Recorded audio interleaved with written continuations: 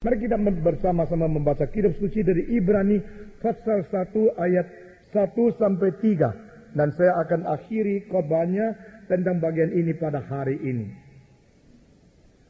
Surat Ibrani pasal 1 ayat 1 sampai ayat ketiga. Kita membaca bersama-sama surat kepada orang Ibrani 1 ayat 1 sampai dengan ayat 3 semua. 1, 2, 3. Setelah pada zaman dahulu Allah berulang kali dan dalam berbagai cara berbicara kepada nenek moyang kita dengan perantaraan nabi-nabi. Maka pada zaman akhir Ia telah berbicara kepada kita dengan perantaraan anaknya yang telah Ia tetapkan sebagai yang berhak menerima segala yang ada. Oleh Dia Allah telah menjadikan alam semesta. Ia adalah cahaya kemuliaan Allah dan gambar wujud Allah dan menopang segala yang ada dengan firman-Nya yang penuh kekuasaan. Dan setelah Ia selesai mengadakan penyucian dosa, Ia duduk di sebelah kanan yang maha besar di tempat yang tinggi. Pembacaan kitab sampai di sini. Sekali lagi kita berdoa, Tuhan berkatilah jam selanjutnya sebagaimana Tuhan sudah memberkati jam sebelumnya. Tuhan berkatilah kebaktian pagi ini sebagaimana Tuhan sudah memberkati kebaktian-kebaktian yang sudah lewat. Berilah ke kabar kami keausan dan pengertian untuk menyadari firman Tuhan yang menjadi sesuatu kekuatan bagi kami untuk beriman dan hidup sesuai kehendak Tuhan. Pakailah hamba-Mu yang hina ini, urapilah dia dengan kuasa Roh Kudus.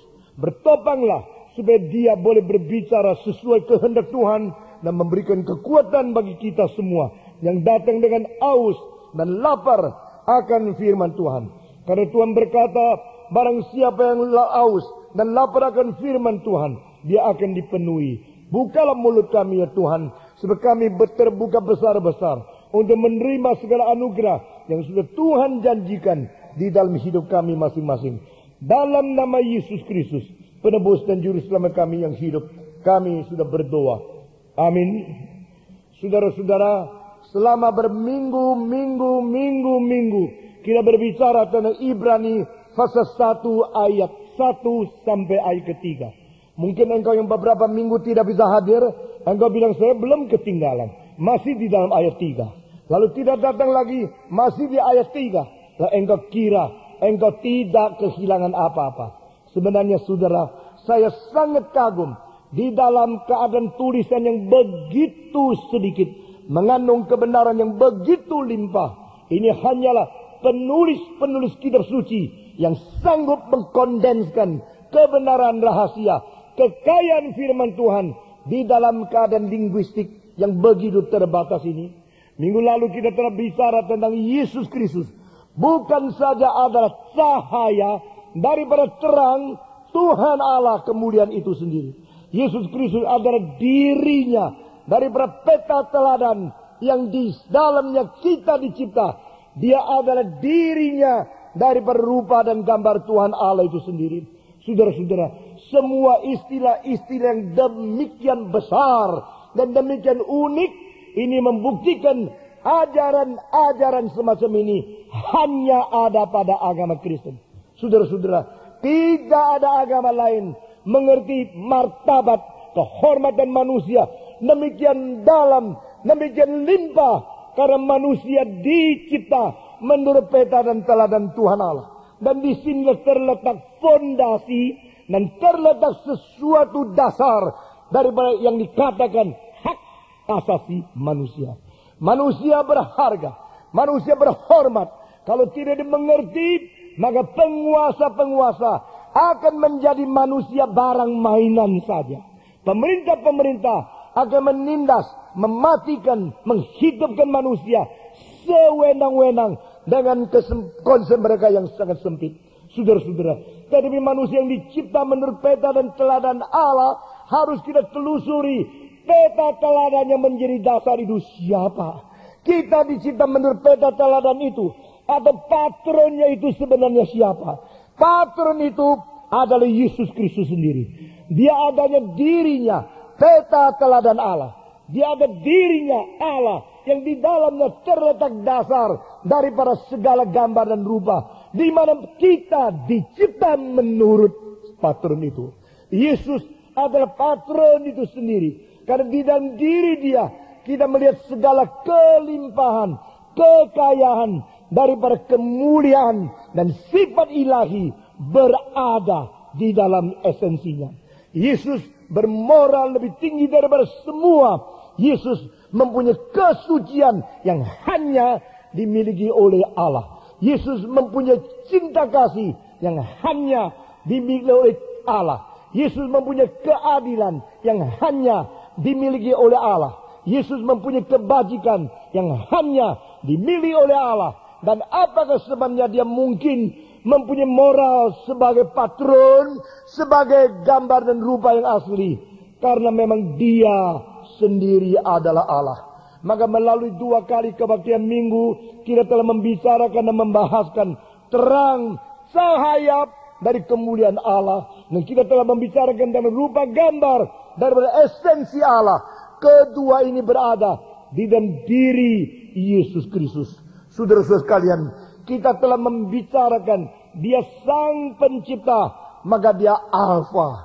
Dia sang penggenap, maka dia omega. Dia sang mula dan dia sang akhir. Dia adalah awal dari segala sesuatu. Dia adalah yang mengkonsumasikan segala sesuatu di dalam seluruh rencana Tuhan Allah. Maka sejarah berada di dalam tangan dia. Janganlah kita hanya pikir Yesus sebagai seorang tokoh agama yang lebih sedikit mutunya daripada pemimpin-pemimpin agama yang lain.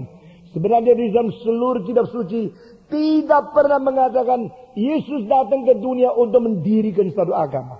Agama adalah didirikan oleh manusia yang berdosa. Pada tengah perjalanan hidup mereka sadar dosa mereka. Mereka rasa perlu sesuatu penyelesaian. Mereka sadar masalah daripada dosa terlalu besar. Maka mereka mau jalan keluar. Mau menemukan sesuatu jalan keluar daripada ikatan-ikatan dosa. Belenggu-belenggu yang tidak mungkin kita selesaikan dengan kekuatan kita sendiri. Maka mereka percaya ada kekekalan. Mereka percaya ada daya. Percaya ada potensi. Kemungkinan manusia menemukan itu. Disitulah gagasan, upaya dan motivasi menemukan agama. Saudara-saudara, di dalam agama manusia menyadari keterbatasan, lalu mengidamkan sesuatu ketidakterbatasan untuk menjadi sesuatu pelepasan daripada belenggu di dalam keterbatasan ini. Di dalam agama manusia menyadari konflik, maka mengidamkan sesuatu harmonis, di mana manusia boleh keluar daripada konflik yang menjadi sesuatu belenggu, lalu mendapatkan kebebasan. Di dalam agama manusia sadar ada cacat, ada dosa, ada sesuatu pencemaran yang sudah terjadi di dalam hati nurani manusia. Maka mereka mengidamkan sesuatu kesucian di mana manusia boleh pergi untuk menemui sesuatu pemberesan yang melepaskan mereka daripada cacat dan pencemaran semacam demikian. Karena Yesus datang ke dalam dunia bukan mendirikan agama. Dia datang ke dalam dunia untuk menggenapi keselamatan yang direncanakan oleh Tuhan Allah. Yesus dia menjadi seorang juru selamat. Dia perlu selain sebagai pencipta, penggenap, sebagai penguasa sejarah, dia sendiri pun harus masuk ke dalam sejarah. Saudara-saudara, Yesus bukan pencipta waktu saja. Yesus bukan penguasa seluruh arah dan proses sejarah saja. Yesus Kristus sendiri telah masuk ke dalam sejarah. Nah, istilah ini tidak ada di dalam seluruh agama-agama yang lain. Yaitu Allah masuk ke dalam sejarah. Berarti apa? Dia mengunjungi dunia yang dicipta oleh dia. Saudara-saudara, dia bukanlah seorang Allah yang telah menciptakan segala sesuatu lalu membiarkan mereka mati hidup. Itu bukan ajaran Kristen. Itu ajaran deisme. Ajaran deisme secara tidak terlalu sadar berada di dalam pikiran-pikiran banyak orang. Tapi baru menjadi satu sistem pikiran